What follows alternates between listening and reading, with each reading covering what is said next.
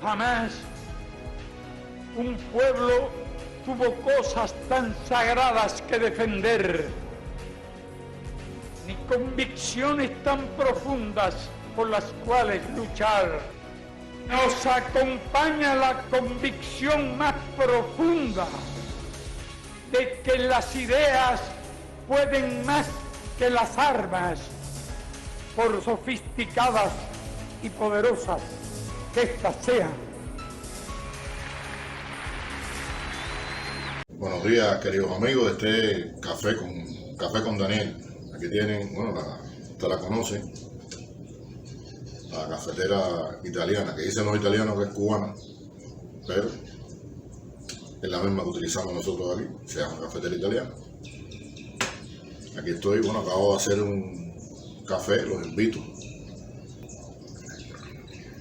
Estoy echando el café, ¿verdad? Porque después dicen que yo estaba usando la taza vacía y que la taza no tenía nada, esas cosas. Esta es una taza de café original, café cubano, y los invito a compartirlo conmigo. Un café con Daniel. Buenas tardes, queridos amigos. Acaba de desatracar la nave de los necios. Hoy vamos a tocar en nuestro café de los sábados, nuestra sabatina, un tema que yo considero muy importante. Cómo se construye un líder, cómo se fabrica un líder, cómo se construye un caballo de Troya. Vamos a aprovechar, por supuesto, algunos materiales que tengo guardados de cuando la denuncia del año 2011 para refrescar algunas cosas de este tema que yo considero vital. O sea, cómo se prepara un golpe suave y el papel que juega en ese golpe suave o estos individuos. ¿Qué papel juega ese líder preparado, construido, donde participan un grupo de elementos, un grupo de organizaciones que van formando toda la estrategia, van conformando toda la estrategia para poner fin al objeto de su agresión, el objeto de la agresión? En este caso vamos a hablar de Cuba, y vamos a hablar de cómo se prepara un caballo de Troya contra Cuba, cómo se prepara un golpe suave contra Cuba, sobre la base de la experiencia, sobre la base, por supuesto, de la investigación, de todo lo que hemos logrado reunir a lo largo de estos 12 años ya que han pasado desde la denuncia del 2011. Parece que fue ayer, pero realmente son 12 años los que han transcurrido desde febrero del 2011, en que salió el primer capítulo de Razones de Cuba, donde salen los compañeros Moisés y sale Emilio, Carlos Serpa Maceira y Vladimir, los queridísimos compañeros. Y aquí utilicé el seudónimo 1 porque llega un momento en que uno, de tratarlos tanto de una manera o del otro, ya al final el pseudo se convierte casi en el nombre. Carlos Serpa Maceira, Emilio, Moisés, Vladimir. Uno termina diciéndole Vladimir indistintamente que Moisés, y Emilio indistintamente que Carlos Serpa Maceira. Pero bueno, ya hace 12 años, como les decía, de este acontecimiento, de esta revelación, de estos dos agentes cubanos, los que siguió, Dalesi González Madruga, el agente Raúl. Después vino la denuncia donde participa Fran Carlos Vázquez, Robin. Después vino José Manuel Cullera. Y bueno, me tocó a mí, en abril de ese año, cerrar ese periodo, que se abrió de nuevo con Carlito, con Fernando, que va a ser el último de las últimas de las denuncias de Razones de Cuba que se han realizado. Y como todos estos elementos tienen que ver, todas las denuncias que se hicieron tienen que ver de alguna manera con esta nueva estrategia del gobierno de Estados Unidos contra Cuba, estrategia que no han abandonado, yo quiero dedicar este café de hoy precisamente a explicar cómo se organizan estas cosas. O sea, por qué que dio razón a que ocurriera un cambio de estrategia, que realmente la hubo por parte del gobierno de los Estados Unidos a partir del año 2003-2004. Cómo se organizó esta nueva manera de cumplir su objetivo central de acabar con la Revolución Cubana, sobre la base de la experiencia de tantos años y de los fracasos de tantos años. Lo primero que tengo que decir es que lo que reconoce, y en eso coincidimos todos los agentes que salimos a la luz pública en la denuncia, o sea, coincide el reconocimiento por parte de diferentes oficiales estadounidenses, oficiales de la CIA, del Departamento de Estado, o sea, en dependencia de donde laboró cada uno de los compañeros, en reconocer que el plan contra Cuba de toda la vida, o sea, la estrategia organizada contra la máxima dirección del país, contra la Revolución Cubana durante todos aquellos años, había fracasado y que ellos estaban en la obligación de buscar otra manera, de buscar una manera diferente para destruir a la Revolución Cubana. Y ahí vamos a empezar, o sea, ese va a ser nuestro punto de partida. Ellos necesitaban cambiar, ellos necesitan buscar otra manera, ellos necesitan además construir una nueva contrarrevolución diferente que esté acorde a los planes y a los intereses hegemónicos de los Estados Unidos, no solamente contra Cuba, sino en la región. Y vamos a comenzar por ello, ese va a ser el inicio de nuestro programa. Entonces los invito a tomar un café y nos vemos en unos minutos en este Café con Daniel, desde La Habana, Cuba, territorio libre en América. Nos vemos en un minuto.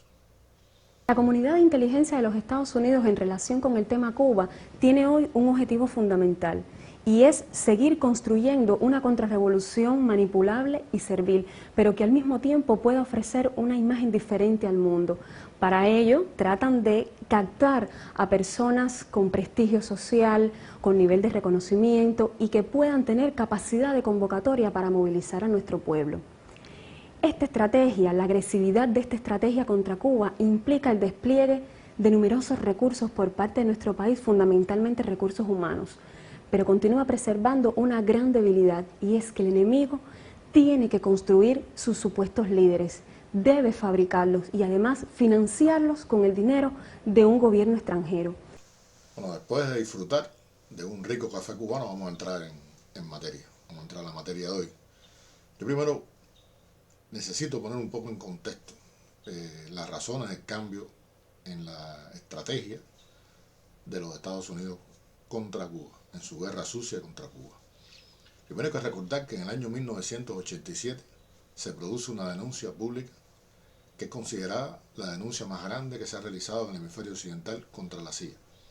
Vamos a decir solamente que en el hemisferio occidental para no ser absolutos y para no pecar de chauvinista, pero realmente fue una de las más grandes denuncias que se ha realizado a la CIA, donde se denunciaron más de 90 agentes de la CIA.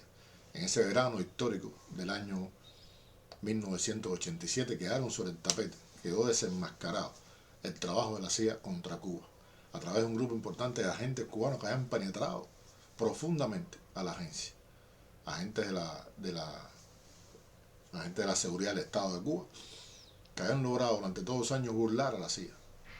Personas que ocuparon incluso responsabilidades importantes y que en ese año salen públicamente a denunciar los planes de la CIA. Eso obliga, por supuesto, a la CIA y al gobierno de Estados Unidos a cambiar absolutamente todo lo que tenían, todo el andamiaje que tenían armado para destruir a la Revolución Cubana y buscar nuevos caminos, nuevas vías. Y esas vías que empiezan a construirse tienen mucho que ver con vías muy similares a las utilizadas en Europa del Este. Se van a tratar de repetir de la experiencia de Europa del Este, van a intentar repetir en Cuba lo que les salió bien allá y lo que les salió mal, pero sobre la experiencia de lo que había acontecido, con resultados, porque bueno, logran derribar al socialismo, logran poner fin a los proyectos socialistas de Europa del Este. Y una de las cosas fundamentales estuvo dirigida a construir grupos de derechos humanos, estuvo dirigida a construir una prensa independiente que le sirviera como vía de promoción y de denuncia de las supuestas violaciones de los derechos humanos en Cuba, sobre las que se va a centrar el eje del ataque.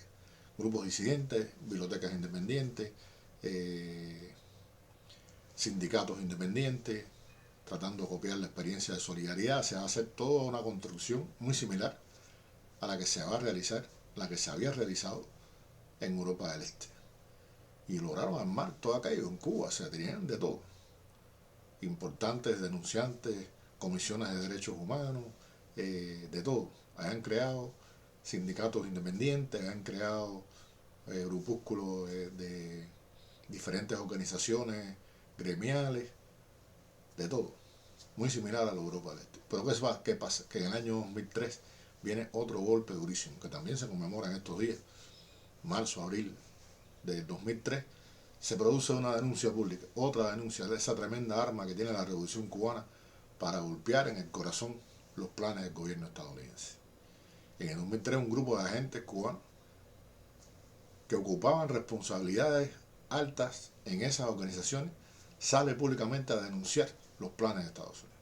Se produce la detención de la mayor parte de los líderes de estos grupúsculos, que son llevados a juicio y condenados, y salen a la luz pública un grupo importante de agentes cubanos que denuncian los planes. Eso fue un golpe demoledor. Creo que la denuncia del 2003 los deja prácticamente desnudos ante el mundo, desnuda completamente los planes del gobierno estadounidense contra el mundo y los obliga a buscar alternativas a toda carrera, a toda marcha, porque se dan cuenta que ese no era el camino, que habían fracasado, tienen que armar todo de nuevo. Además de la enorme desconfianza que les entra a partir de creer que, bueno, quiénes son los agentes, quienes salieron públicamente, pero quizás debe haber otros que no han salido. O sea, si hay tantos eran agentes de la seguridad del Estado, ¿cuántos más no habrá que no fueron denunciados, que no salieron, que no fueron develados, que no salieron públicamente? O sea, ¿de qué estamos hablando aquí? O sea, se generó también una paranoia enorme alrededor de los líderes y activistas de derechos humanos y de esas organizaciones y de la prensa independiente. Yo creo que el 2004 va a ser un año crucial, porque en el 2004 comienza a rendir fruto la nueva organización, o comienza a plantearse la nueva organización que debía tener la subversión contra Cuba, o sea, la guerra sucia contra Cuba. Hay que buscar una nueva manera, y una de las cosas que hace falta para buscar esa nueva manera era construir un liderazgo diferente. Sabido estaba que la vieja contrarrevolución tradicional no les iba a dar resultados, no les estaba dando resultados. Hay que buscar una nueva manera de hacerlo. Hay que construir una nueva contrarrevolución que sea creíble, una contrarrevolución además que se desmarque en lo posible de la tradicional, sin renunciar, por supuesto, a mantener los grupos, lo que quedaba, los restos de los grupos estos creados en finales de los 80 y principios de los 90, durante todo este periodo, sin renunciar a lo que quedó de eso, seguirlos utilizando, les iban a dar, por supuesto, muchos frutos. Estaban las ramas de blanco que surge alrededor de estos sucesos del año 2003, y que es un grupo que le puede dar muchos dividendos porque lo han preparado con muchísimo cuidado, y es la imagen pensada para obtener una visibilidad y cierta, podríamos decir, movilizar emocionalmente a muchas personas alrededor de aquellas mujeres que lo que estaban reclamando era la libertad de sus familiares.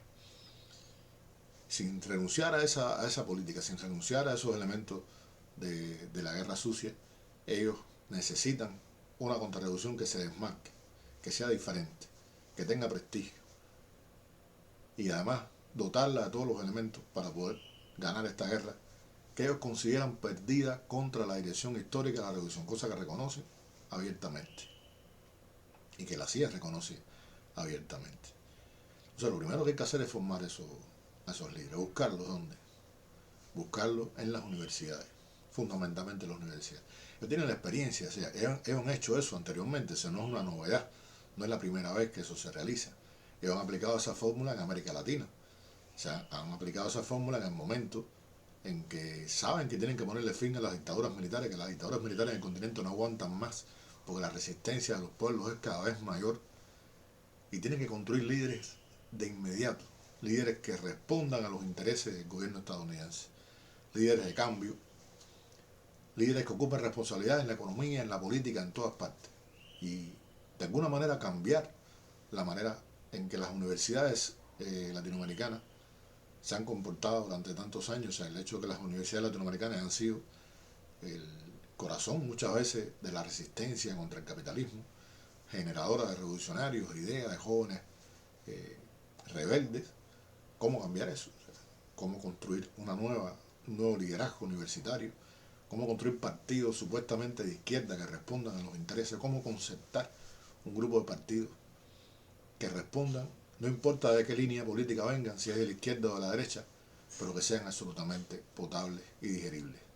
O sea, vamos a tomarnos un café y continuamos.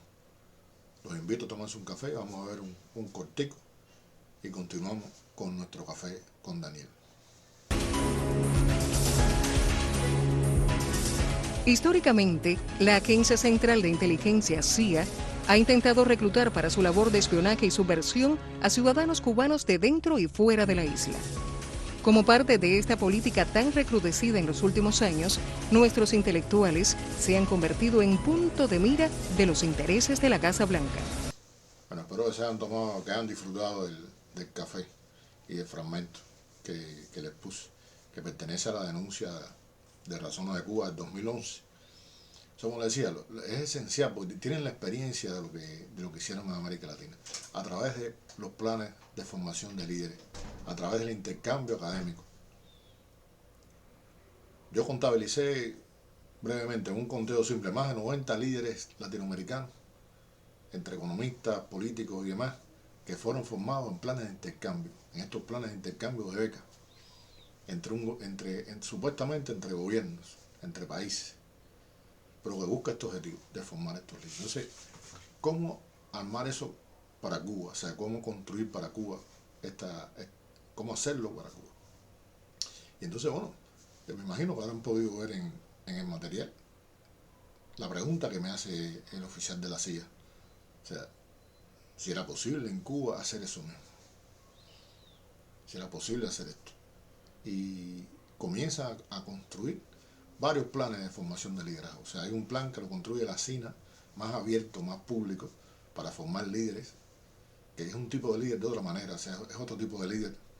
Es un líder más bien concebido para la estrategia de golpe suave. O sea, es un líder concebido para seguir las estrategias, las líneas de pensamiento y acción de Ian Char o de algunos de los principales líderes de Otpor en Yugoslavia, la experiencia de ellos, de lo que han logrado construir a partir de lo que hicieron en Europa del Este y en varios lugares del mundo. Y sobre esa experiencia, pues formar estos líderes de nuevo tipo.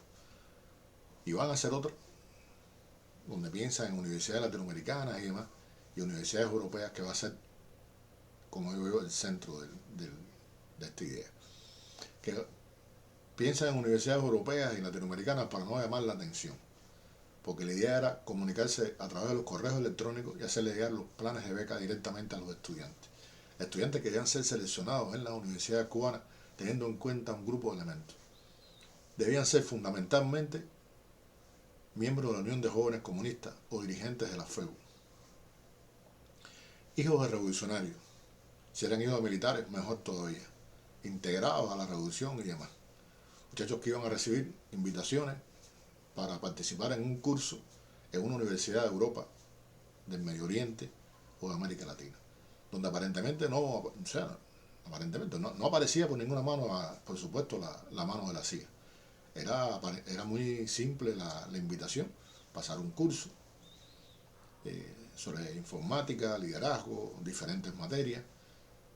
Incluso se pensaron en las becas que tuvieran que ver con la línea de estudio de esos estudiantes. Si eran estudiantes de historia en determinadas universidades, si eran de derecho en determinadas universidades, si eran estudiantes de arte en determinadas universidades. Universidades que incluso supe después ni siquiera tenían claro que estaban siendo utilizadas para este tipo de plan. Pero bueno, se hacía en esas universidades con absoluta libertad. Era un plan para formar esos nuevos líderes en esas universidades. Se le daba un curso de liderazgo, se le daba curso de computación, de idiomas, montones de cosas para prepararlo como herramientas de cambio. Y lo más interesante era que estos cursos, para poderse graduar de esos cursos, el estudiante debía presentar al final un proyecto para aplicar en su comunidad. Sobre todo dirigido a los estudiantes universitarios, debían presentar un proyecto para graduarse del curso en el área de extensión universitaria, por ejemplo,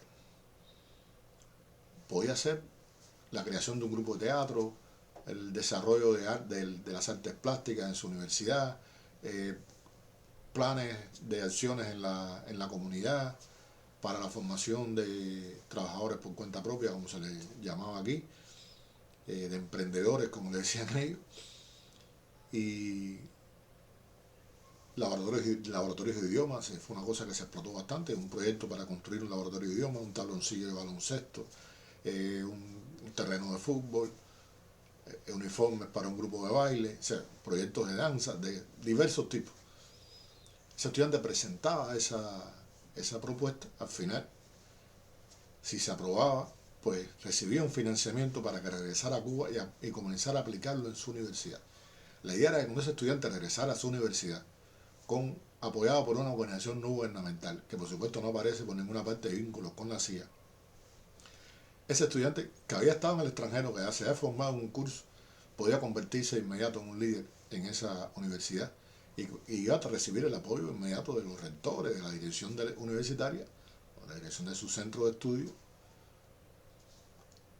a partir de que era un muchacho que tenía contacto con una ONG y que iba a traer inversiones a la universidad que mejorarían indudablemente el trabajo de esta. La universidad, en las condiciones que estaban las universidades cubanas después del periodo especial, donde se comenzaba a hacer un esfuerzo para invertir recursos para mejorar su estado. Llegaron un estudiante que viene dispuesto a construir 2 laboratorios de idiomas con una ONG. Bueno, sin duda que era interesante o reconstruir el tabloncillo de baloncesto. Estoy poniendo ejemplos puntuales que se cumplieron, que se hicieron. Este muchacho sin duda iba a convertirse en alguien, vamos a decir, importante en su universidad, bien visto en su universidad. Pero no lo iban a perder de vista. Ese estudiante después iba a recibir maestría, iba a recibir doctorado, becas de todo tipo, posgrado. Le iban a dar un seguimiento permanente y constante. Porque el plan era un plan para 10 años. O sea, una de las características que va a tener este proyecto, que se va a llamar Génesis, en el que yo trabajé, no dudo que haya habido otros proyectos, pero yo trabajé en este proyecto Génesis, era que era un plan concebido para 10 o 15 años. 2004, 10 años, 2014, 15 años, 2019. O sea, habían hecho un estudio prospectivo y habían visto diferentes escenarios en los cuales podía darse este resultado de este plan en este espacio de tiempo, en estos escenarios que ellos habían construido en esos años. Debían en ese momento haber desaparecido del panorama del país a los principales líderes históricos de la revolución por causas naturales, y debería estar en ese momento ocupando la dirección del país una nueva generación histórica. Uno de los objetivos fundamentales de Génesis era impedir la continuidad histórica de la revolución. Por eso era tan necesario formar líderes. Por eso era tan necesario construir un nuevo tipo de liderazgo. Otra característica de este liderazgo va a ser que ellos han analizado que construir un movimiento desde la derecha en Cuba no les iba a dar resultados. Por la tradición histórica del país, por la poca capacidad de movilización que tendría un movimiento de derecha dentro de un país que lleva más de 50 años, 60 años de revolución, donde además hay una tradición fuerte de la izquierda, de la lucha revolucionaria de la izquierda, de las conquistas de la izquierda, y que por lo tanto un movimiento de derecha estaba condenado a fracasar, según la visión de algunos de estos oficiales de la CIA, de algunos de estos gurús de la contrarrevolución cubana. Y entonces, por supuesto que tienen que empezar a trabajar con mucha fuerza para buscar construir una contrarrevolución aparentemente de izquierda. Digo aparentemente porque la intención nunca fue así. Yo le voy a poner el ejemplo de Génesis, que fue donde yo trabajé y que la conozco perfectamente. O sea, ellos necesitaban un líder de izquierda, un líder con un pensamiento de izquierda, un líder incluso que se pronunciara contra el bloqueo, porque una de las cosas que yo hacía en ese momento era precisamente constantemente, yo era un hombre que estaba contra el bloqueo, me pronunciaba contra el bloqueo constantemente. Ellos buscaban la manera de que Génesis se insertara en la sociedad cubana, que fuera aceptada como una organización, como una ONG, como una organización de la sociedad civil, incluso por el Ministerio de Cultura. Recuerdo que algunos de los oficiales decían que trabajaron conmigo, por ejemplo John Stasak, que trabajó conmigo en esos años, tenía hasta una página web donde aparecía una foto de Fidel y una frase de Fidel debajo. Y una de las líneas fundamentales era, por supuesto, luchar contra el bloqueo.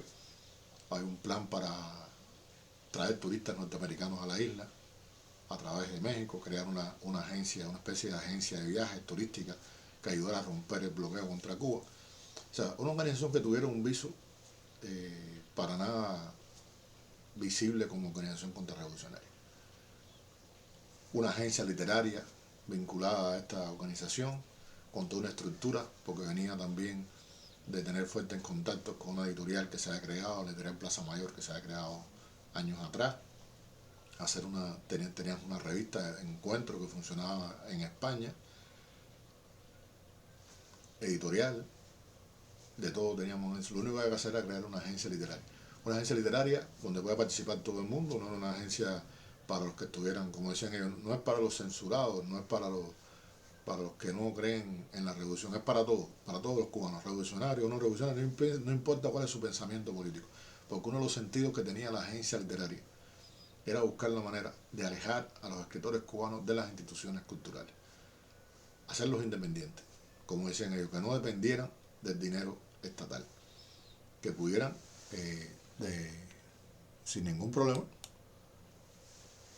recibir salario, recibir dinero de organizaciones en el exterior, de editoriales en el exterior con los cuales se pondría en contacto a través de la agencia, o sea, facilitarle la vida a esa gente. Después esta agencia literaria comienza a complicarse en el sentido de que ellos incluso ambicionan que no sea solamente literaria, que la agencia, además de literaria, sea artística en general, y que la agencia comience no solamente a representar escritores de todo tipo, sino a representar artistas, y no solamente representarlos, sino organizar eventos en el país donde participan artistas plásticos, de teatro, y generar grupos de pensamiento que comiencen, como decían ellos, a pensar en Cuba, a pensar una Cuba diferente, cómo ayudar a Cuba, cómo hacer progresar a Cuba, cómo adelantar a Cuba, en vías a condenar el momento en que la dirección histórica de la revolución no está.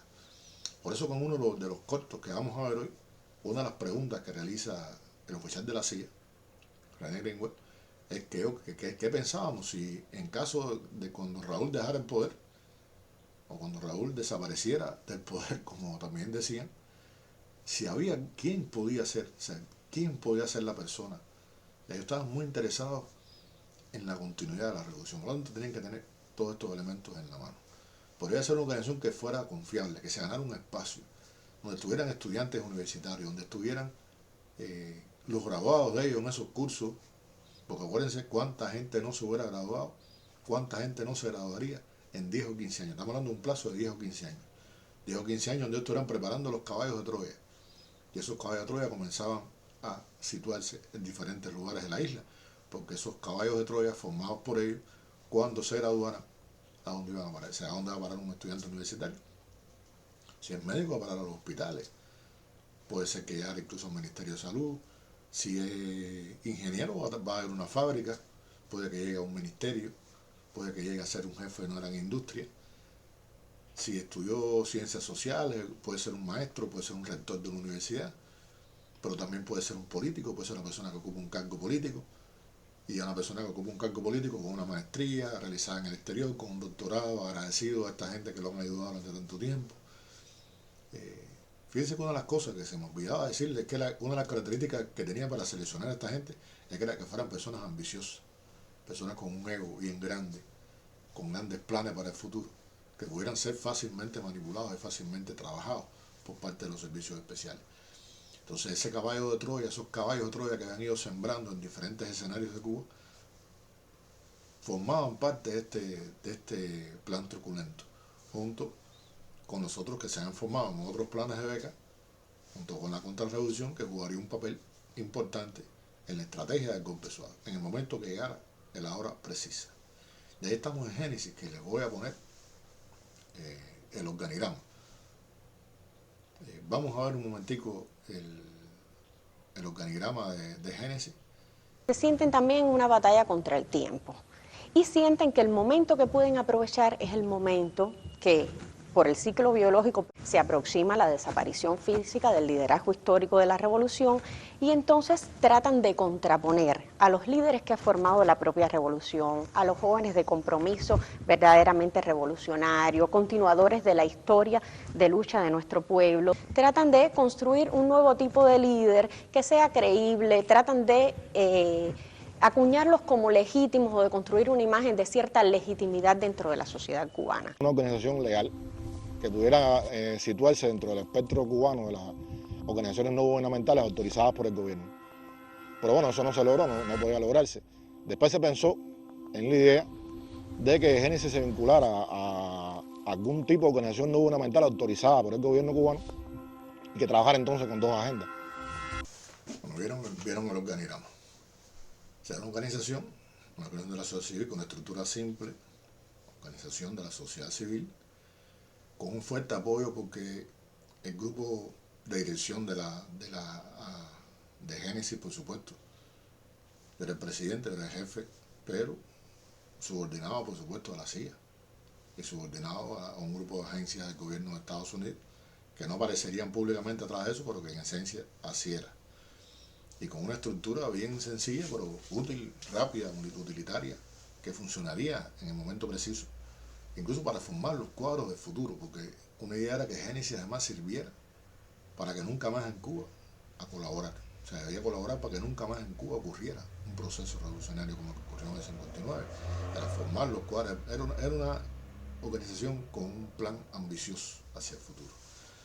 Entonces, en 10 o 15 años estarían formados estos líderes, no debían estar los líderes históricos de la revolución, y paralelamente a esta historia se debía desarrollar una intensa guerra cultural, que hemos hablado ya en otros escenarios, no quiero repetir ahora.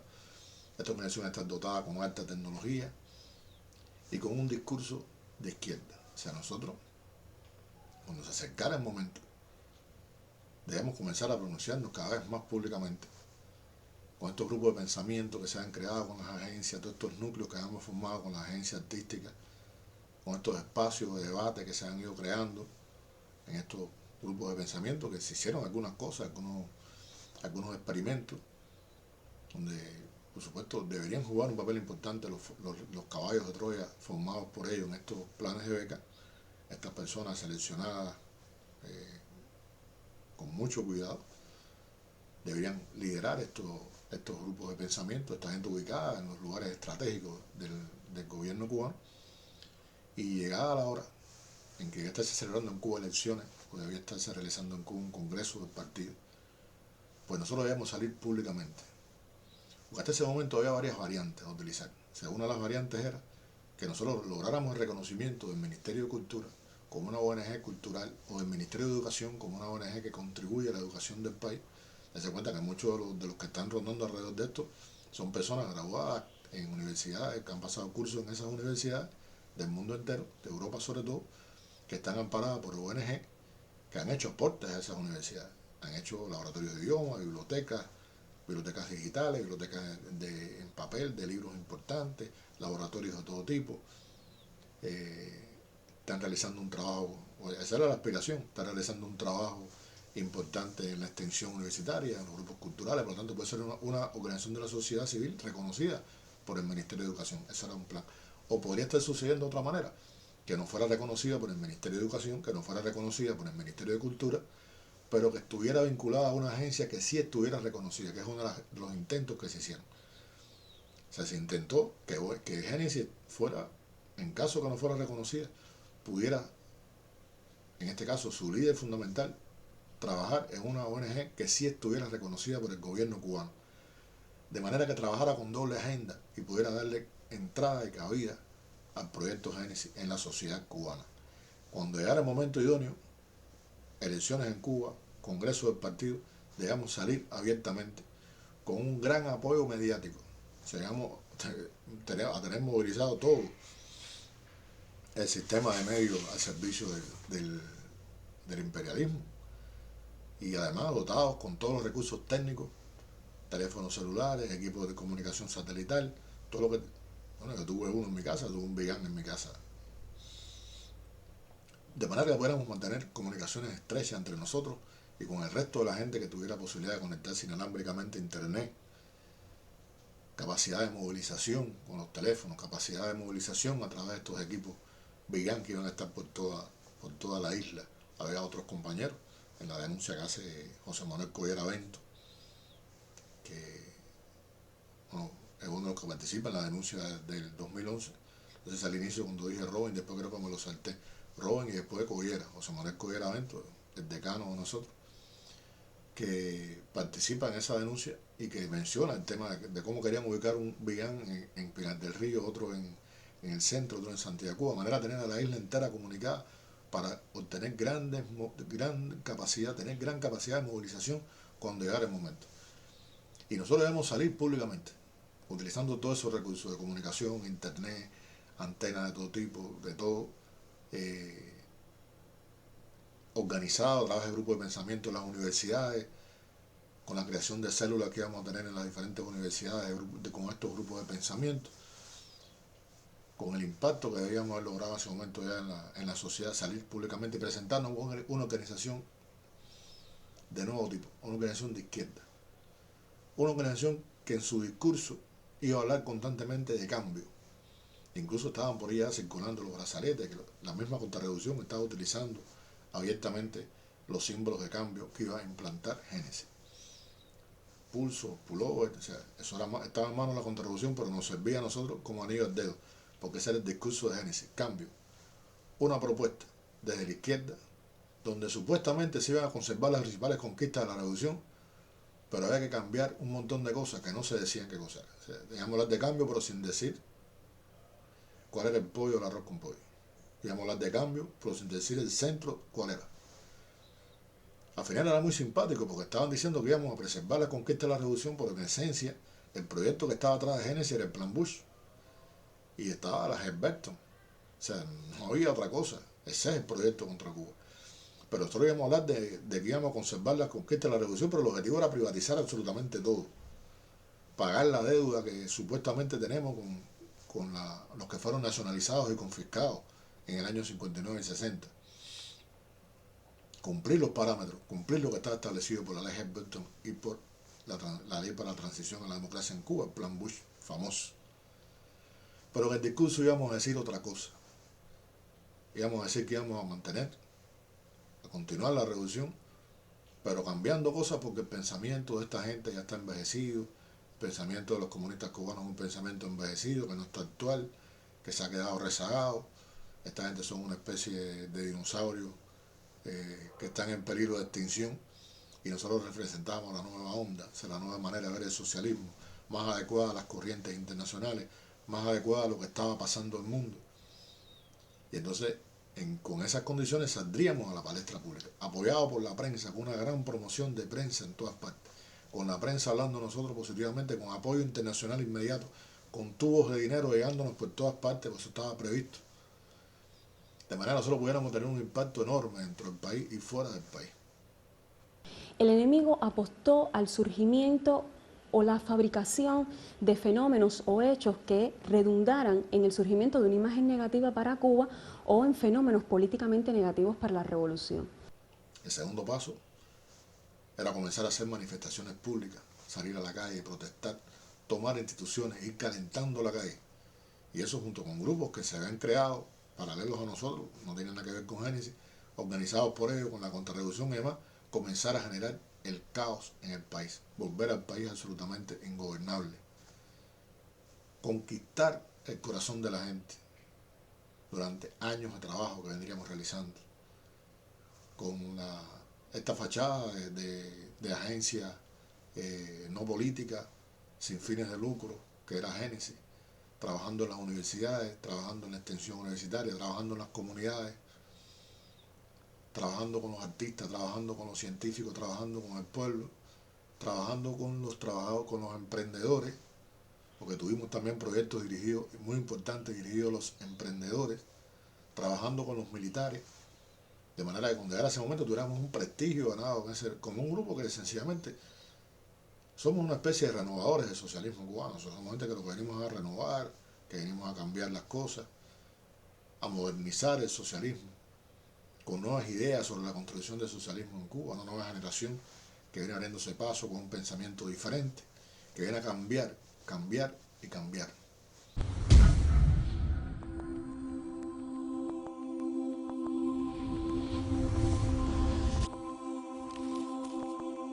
Y la gente cómo está viendo, está echando globos, un sustituto de Raúl Castro. Digamos que Raúl ya termina su paso por ahí y el sustituto tiene que ser del partido. Como están las cosas hoy en día, el sustituto va a ser del partido. Está pensado. Y va a ser lo mismo, no hay ninguno dentro del partido que existe. Por supuesto, para nada divorciado en buena medida, en apariencia, al pensamiento de Fidel. Pero realmente, como le decía, eso era absolutamente falso, porque íbamos a comenzar privatizando absolutamente todo. Si lográbamos alcanzar, generar el caos necesario en el país, para que el gobierno implosionara, para que se generara el caos. Fíjense que no era que el gobierno renunciara y elecciones, no, el objetivo era lograr que el país implosione, o sea, destruir los pilares básicos, como aparece en la teoría de James Char, destruir los pilares básicos y quitándole los pilares que sostienen una sociedad, irlos destruyendo de manera tal que implosione y no haya Dios que arregle eso. Para poder arreglar eso, entonces vendría la parte final del plan: pedir ayuda al gobierno de Estados Unidos, pedir la intervención del gobierno de Estados Unidos para poner caos, para poner fin al caos, a las violaciones de los derechos humanos, para poner fin a la destrucción que tiene el país, incontrolable, la ingobernabilidad que se ha apoderado del país en todas partes. Y entonces ahí, bueno, yo sería el presidente de la transición, era la variable más potable en aquel momento, quizás tenían otros más, no lo sé, pero bueno, ahí estaba, yo iba a ser el hombre de la transición en ese momento en Cuba, un líder fabricado durante años por el gobierno de los Estados Unidos, un líder preparado, entrenado por ellos, escogido meticulosamente por ellos, junto con todos estos líderes que se habían o que debían ser formados en estos 10 o 15 años, estos caballos de Troya con diferentes características que se habían ido formando. ¿Qué pasa? Que la denuncia del año 2011 pues paraliza estos planes, un golpe tan demoledor como el del 2003 y como el de 1987, una denuncia que pone sobre el tapete los planes y ellos se ven abocados a improvisar, porque ya en el 2004 habían tenido que mandarse a correr, se estaban apurados porque no contaban con una contrarrevolución fiable, que va a ser una de las causas de que se mandan a correr de esa manera en el 2004, que precipiten en el 2004 los acontecimientos. Pero si en aquel momento tuvieron que mandarse a correr y precipitar las cosas, ahora en el 2011, con más razón tienen que hacerlo, porque Génesis no está todavía constituido, ha sido denunciado los planes, han sido presentados públicamente los autores de este proyecto, de este plan, y bueno, ¿ahora qué hacen? Tuvieron que empezar a utilizar algunos de estos lidercillos que ellos habían preparado, sacarlos a la luz pública, utilizarlos por aquí y por allá, tratar de reconstruir el proyecto y buscar un líder, buscar un caballo de Troya, fabricar a ese nuevo líder sobre la experiencia de los fracasos que han tenido. Y ese ha sido el plan del gobierno de Estados Unidos durante todo este tiempo. Yo quería comenzar el año recordando estas cosas, porque es muy importante que nosotros nos percatemos de cuáles son los planes del enemigo, y no solamente los denunciemos, sino que los estudiemos a cabalidad. Porque creo que uno de los problemas que tuvo Razones de Cuba fue que la gente se centró, de alguna manera, que era lógico que pasara, en los agentes, o sea, en lo que representaba para Cuba en ese momento el hecho de que haya una continuidad en la lucha revolucionaria en Cuba, que la seguridad del Estado sigue siendo el pueblo cubano, sigue siendo integrada por el pueblo cubano, el trabajo humano que realizamos, por supuesto, va a acaparar la atención. Pero a mí me hubiera gustado más que acaparar la atención lo que se denuncia en eso, lo que se va denunciando capítulo por capítulo. Yo les invito a que lo busquen en internet, porque están los capítulos en internet. Desde el capítulo donde sale Serpa, Moisés, que explican todo lo de las damas de blanco, todo esto que les expliqué de los grupos contrarrevolucionarios, de derechos humanos y demás, donde estuvo Moisés trabajando. De Alexis, buscar todo lo que Alexis denuncia, que es tan importante, de las antenas para conexión a internet, todo el trabajo que Alexis realizó, el interés de Estados Unidos en lograr introducir en Cuba esas antenas, el trabajo que hizo Fran Carlos Vázquez, Robin, que lo formaron como una herramienta de cambio, que estuvo 5 años en los Estados Unidos preparándose como una herramienta de cambio desde la cultura, un hombre que era promotor cultural, que le regalan una galería de arte en Chicago y que le enseñan cómo funciona un gobierno, cómo funciona una municipalidad, lo preparan para ese momento de cambio en Cuba. Un José Manuel Collera con sus vínculos con las ONG, todo lo que José Manuel Collera denuncia en ese capítulo, que es fabuloso lo que denuncia ahí. Eso prácticamente no caló en mucha gente, o no caló en la gente, y eso yo creo que era la esencia de la denuncia. Y yo quiero, si yo les pido, ahí están los capítulos, están todos. El de Collera es muy importante, el de Francarlo, todos son importantes. Y está el de Fabricando un Líder, que es el penúltimo, porque después está lo de Fernando más acá. Fernando es el último, que fue reciente, pero fue el último del 2011. Fabricando un Líder, donde han explicado detalle por detalle lo que hicieron, lo que querían hacer y mucho de lo que están haciendo hoy. Y mucho de lo que llegó al 11 de julio. Y lo que llegó a los sucesos que ocurrieron alrededor del Ministerio de Cultura. Y lo que estamos viendo hoy tiene mucho que ver con ese plan, con ese proyecto Génesis. Eso es tan importante, estudiarse estas cosas. Más allá, yo me hubiera alegrado incluso de que no se hubiera centrado tanto la imagen en los agentes y se hubiera centrado en la denuncia, en las cosas importantísimas que denuncia Robin, importantísimas, imprescindibles, que nos hubieran permitido conocer mucho más y habernos preparado mucho mejor para enfrentar lo que se nos vino arriba el 11 de julio, por ejemplo, los acontecimientos del 11 de julio. Si hubiéramos estudiado a cabalidad bien la denuncia del 2011, los documentos que ahí se presentan, las informaciones que ahí se dan, las intervenciones de los especialistas que participan en la denuncia, porque estaban ahí los materiales. Fue un trabajo extraordinario que hizo la seguridad del Estado, el Ministerio del Interior y el gobierno cubano. Los materiales que aparecen en la denuncia tienen un valor extraordinario, no lo pierden, hoy lo siguen teniendo. Olvídense de los agentes. Si fuera a recortar la parte donde salimos nosotros y aunar en un solo trabajo la documentación, la intervención de los especialistas, todo lo que se dice alrededor de la denuncia profunda que se realiza en ese momento, yo me alegraría muchísimo.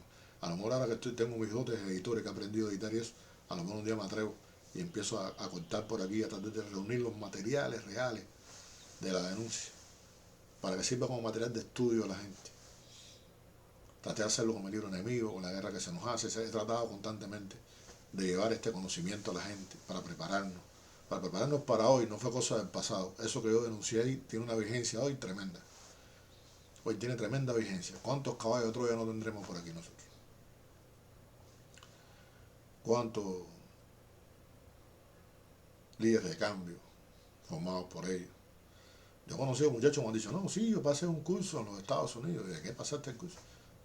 No, de tal y más cual cosa, pero no sabía, no lo sabía, no tenía idea, porque es que nadie te va a decir, mira, nosotros somos de la CIA y te vamos a formar en un curso para que tumbara la Revolución Cubana. No te lo van a decir, te lo van a disfrazar de todas maneras ahí por ahí. Nunca te van a decir eso. Nadie va a venir como en las películas, no es un tipo con un sombrero, un par de espejuelos, sobre todo con el cuello subido, que se acerca misteriosamente en una calle. No, es un tipo común y corriente que se acerca a proponerte una beca para que tú estudies y te superes. Y ahí está la cosa. De cuántos líderes fabricados por el enemigo no tendremos por aquí. Por suerte, siempre vamos a tener hombres del pueblo, gente del pueblo, dispuestos a darlo todo por la Revolución Cubana. Gente humilde, que está dispuesta a darlo todo. Yo conocí gente fabulosa en esos años, gente del pueblo, que no aparecen en ningún lado, que no están en ninguna revista, que no están en el periódico, que no están en ninguna parte. Gente humilde, muy humilde, que con absoluto desinterés sirven a Cuba y sirven a la Revolución Cubana. Con absoluto desinterés. Ahí están viviendo sus vidas con el orgullo de haber contribuido a la defensa de la patria, que es lo más importante que un ser humano puede tener, que un patriota puede tener. Se llevar esa convicción de haber sido útil, de haber dado tu aporte, aunque sea pequeño, en la defensa de tu país, del mundo. Bueno, muchísimas gracias por seguir el Café con Daniel. Bueno, queridos amigos, un abrazo bien estrecho. Muchos éxitos en este 2023. Espero que nos sigamos viendo en este Café con Daniel, que ya va para los 3 años de existencia. Primero en Facebook y ahora en YouTube. Y que siga prosperando este canal, que siga yendo adelante para cumplir nuestra principal y única función, defender a Cuba. Nos vemos el martes, en la hora de la verdad. Un gran abrazo. Y no soy el mismo, o sea, yo no soy el mismo hoy de hace un tiempo atrás. He aprendido cómo actúa el enemigo, de qué se vale el enemigo de nuestro país, el enemigo histórico de este país, para destruir la revolución. Cuando uno está un poco lejos de esta historia, uno lo ve quizás como algo lejano, y te hablan del enemigo y tú piensas en el enemigo, y a veces uno dice, bueno, pero ¿por qué tanta matraca, no, con el tema del enemigo? Y cuando uno tiene la oportunidad de tener ese trabajo que la revolución te da, uno puede entonces saber que no, que la batalla es todos los días, que es cada minuto, que ese enemigo no descansa un segundo en su intención de destruir la revolución y que se vale de todos los medios necesarios para hacerlo.